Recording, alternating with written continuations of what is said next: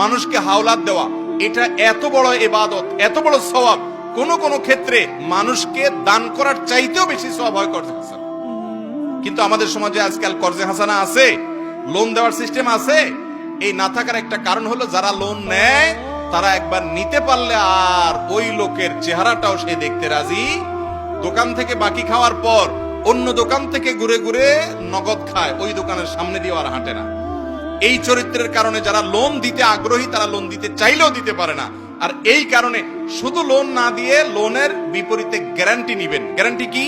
আপনি কাউকে 10,000 টাকা লোন দিচ্ছেন, তার মোবাইলটা গ্যারান্টি দেন, মোবাইলটা বন্ধ করে ডেস্কে আপনি ফেলে রাখেন, আপনার ড্রয়ারে ফেলে রাখেন, টাকা দিবা মোবাইল নিয়ে যাবা, কাহিনী শেষ। তাহলে সে গড়িমসি করতে পারবে না। টাকা দিচ্ছে না, এলাকার ময়মুরব্বী চেয়ারম্যান মেম্বারকে ডেকে, আলেম ওলামাকে ডেকে বলবেন মোবাইলটা নিলামে উঠায় বিক্রি করেন, আমার টাকা আদায় করে দেন, কাহিনী শেষ। তাহলে সেক্ষেত্রে আপনার লোনও দিলেন, লোনটা আদায়ও হলো, কোনো ভয় থাকলো না। ইসলামের সব সমস্যার, সকল সংকটের সমাধান আছে, শুধু আমরা আমল করি না।